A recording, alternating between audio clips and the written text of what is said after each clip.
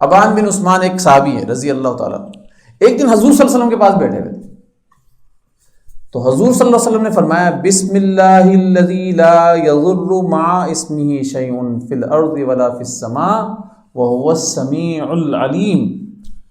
یہ دعا بتائی، فرمایا جس نے یہ 3 دفعہ پڑھا صبح، جس نے یہ 3 دفعہ پڑھا شام کو، اللہ تعالیٰ اس کو ساری چیزوں سے حفاظت میں رکھے گا. اس کو بیماری نہیں ہوگی، اس کو کوئی تکلیف نہیں پہنچے گی، اس کو کوئی غم نہیں پہنچے گا. یہ آپ صلی اللہ علیہ وسلم کی دعا، خبر ہے نا، یقین ہے نا. اب یہ پڑھ رہے ہیں، ایک دفعہ کیا ہوا، ان کو زبردست قسم کا فالج ہو گیا. کیا ہو گیا؟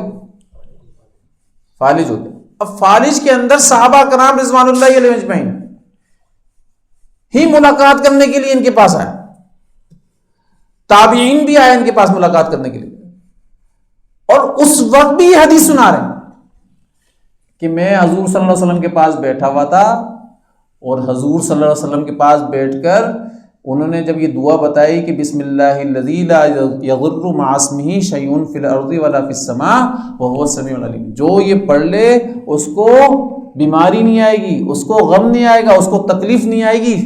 صبح پڑھے گا شام تک نہیں آئے گی، شام کو پڑھے گا صبح تک نہیں آئے گی. بولا میں یہ پڑھتا ہوں. اب یہاں پر چے مغیہ ہونا شروع ہو گئے، کانا پھوسی جس کو کہتے ہیں. ارے یہ پڑھتے ہیں اور ہمیں خبر کیا دے رہے ہیں، اور یہ بولنے کوئی تکلیف نہیں ہے کہ خود تو فارج میں ہو گئے. یہ فارج کیسے آ گئے؟ اب یہ دیکھ رہے ہیں غور سے لوگوں کو کہ کانا پھوسی کر رہے ہیں. پھر خود ہی بول پڑے، تم کانا پھوسی کر رہے ہو نا، تم یہ بات کر رہے ہو نا کہ خود ہمارے کو بتا رہے کہ اس دعا کے پڑھنے کے بعد کچھ بھی نہیں آئے گا، اور تمہارے کو خود کو فالج ہوا ہوا ہے. یہ کیسے ہو گیا؟ یہ کہہ رہے ہو نا؟ بولا ہاں ہم یہی کہہ رہے ہیں. بولا میں تمہیں بتاؤں، اللہ کے نبی صلی اللہ علیہ وسلم کی بات بالکل حق ہے، سچ ہے. جس دن یہ ہونے والا تھا نا فالج، اس دن دعا پڑھوانا اللہ تعالیٰ کی ذات نہیں بھلا دی مجھے. میں یہ دعا ہی نہیں پڑھ سکا، بھول گیا. سمجھ رہے بات کو؟ دیکھو یاد رکھنا، وہ یہ بتا رہے ہیں کہ جو اللہ کے نبی صلی اللہ علیہ وسلم نے خبر دی تھی وہ حق ہے، سچ ہے، اس کے بعد کچھ بھی نہیں ہو سکتا. بھائی سارے ساتھی اس کو پڑھا کریں، اس کے بعد کچھ بھی نہیں ہو سکتا. اب فلاں نے جادو کروا دی، تو نے دعا پڑھی تھی؟ ہاں پڑھی تو تھی. پھر اس کے بعد تو نے یہ سوچا کیسے؟ اس کا مطلب ہے تو اللہ کے نبی صلی اللہ علیہ وسلم کی دی ہوئی خبر کے اوپر شک کر رہا ہے.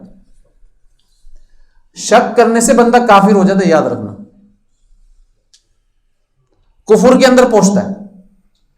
جب تجھے اللہ کے نبی صلی اللہ علیہ وسلم نے یہ خبر دے دی ہے، اب تو اپنے گمان کو بھی بول، اپنی سوچوں کو بھی بول، اپنے آپ کو بھی بول. تو جھوٹا، سوچے جھوٹی، گمان جھوٹا، میرا نبی صلی اللہ علیہ وسلم سچا. ہو ہی نہیں سکتا کچھ، ہو ہی نہیں سکتا کچھ. جب انہوں نے کہہ دیا، ان کی زبان سے اللہ نے نکلا میں پڑھ چکا ہوں، اب کچھ نہیں ہو سکتا. اس کے بعد آپ مجھے بتاؤ ہو کر دکھائے.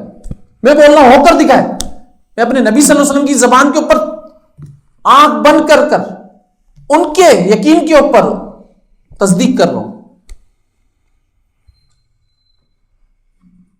تو لہذا ہو نہیں سکتا نا. ایسا ہو سکتا ہے خود ہی خبر دیں کہ یہ پڑھ لو اور پھر خود ہی مرض بھیج رہے ہو؟ ایسا ہو سکتا ہے؟ خود ہی کوئی غم بھیج رہے ہو، خود ہی کوئی تکلیف دے رہے ہو؟ ایسا ہو سکتا ہے کیا؟ پڑھو تو صحیح. لیکن ہم پڑھتے ہی نہیں ہیں، ہمارا یقین ہی نہیں بنا ہوا. میں نے ایک شخص کو بتایا، دیکھ اللہ کے نبی صلی اللہ علیہ وسلم نے فرمایا جو کوئی کسی بیمار کی عیادت کرنے کے لیے جا رہا ہے، کوئی مریض ہے، تو اس کو چاہیے اس مریض کے پاس یہ 7 دفعہ دعا پڑھ لے. اس 7 دفعہ دعا پڑھنے سے اس کو شفا ہوگی. یہ اللہ کے نبی صلی اللہ علیہ وسلم فرما رہے ہیں.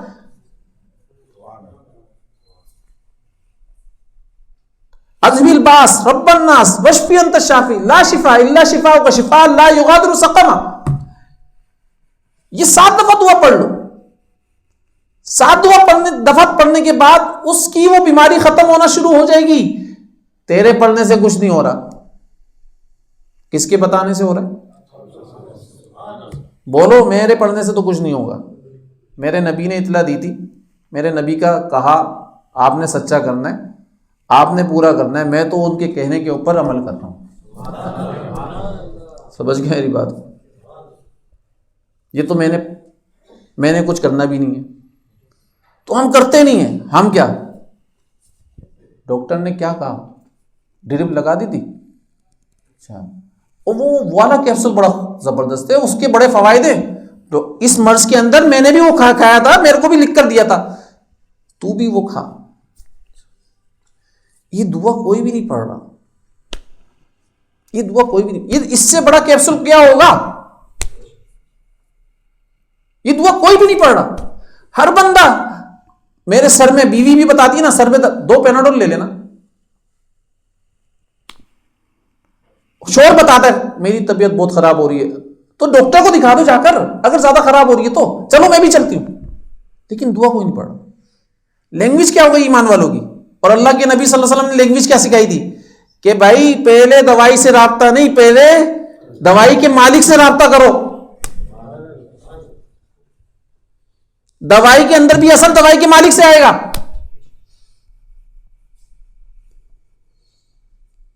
تو دوائی کے مالک سے رابطہ نہیں کر رہے، دوائی کا سب سے رابطہ ہے۔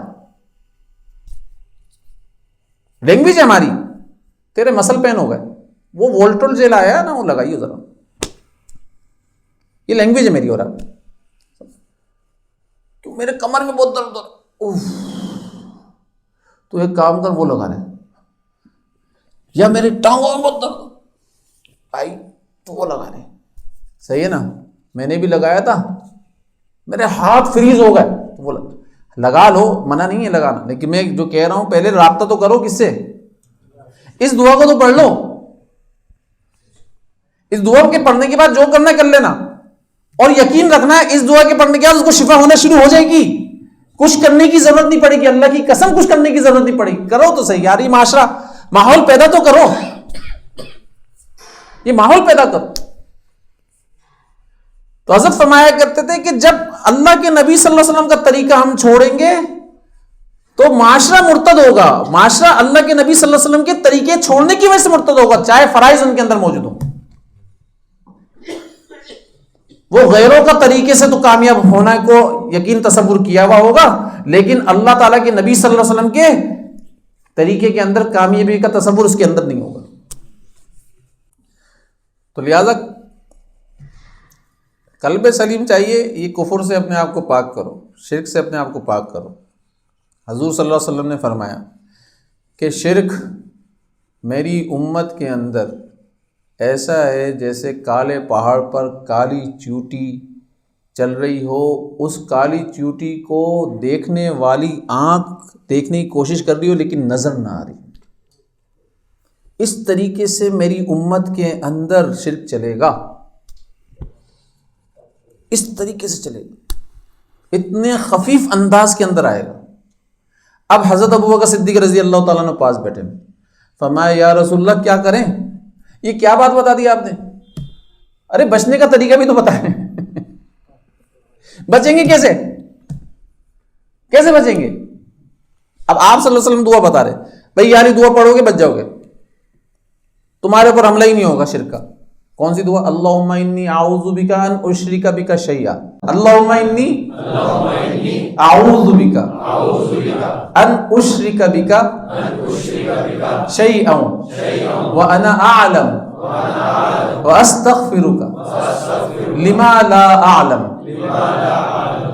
یہ حضرت ابوبکر صدیق رضی اللہ تعالیٰ کو سکھائی تھی، یہ ان کو نہیں سکھائی صرف، یہ ساری امت کو سکھائی نا، ساری امت کو سکھائی۔ شرک سے محفوظ ہو جائے گا بندہ، شرکیات سے محفوظ ہو۔ یہ چھٹا کلمہ جس کو ہم کہتے ہیں نا، چھٹے کلمے کا سٹارٹ ہے، یہ چھٹے کلمے کا سٹارٹ ہے جو اللہ کے نبی صلی اللہ علیہ وسلم سکھا رہے ہیں، حضرت ابوبکر صدیق رضی اللہ تعالیٰ عنہ۔ لیکن یہ دعائیں جو ہے نا، دیکھو چھٹا کلمہ، اس کو تو کلمے سے تعبیر کر دیا گیا، لیکن یہ کہ یہ دعا تو سکھائی اللہ کے نبی صلی اللہ علیہ وسلم نے نا۔ اس لیے اگر شرک سے پناہ اور شرک سے بچنا چاہتے ہو تو یہ دعا کا پڑھنے کا اہتمام کرو. انشاءاللہ تعالی شرک سے بچ جاؤ گے, شرکیات سے بچ جاؤ گے, عقائد صحیح ہونا شروع ہو جائیں گے.